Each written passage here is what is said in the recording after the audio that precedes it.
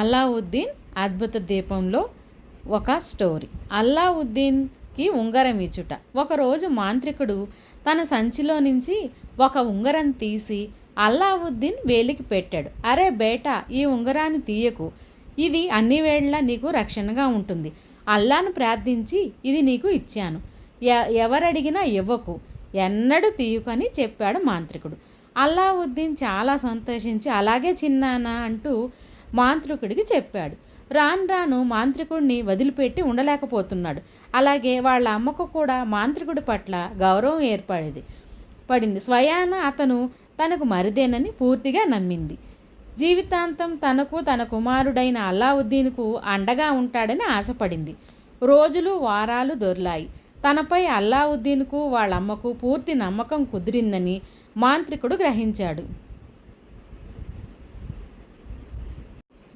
ఇక ఏ ఆటంకము లేకుండా తన కార్యం సాధించుకోవాలని నిశ్చయించుకున్నాడు.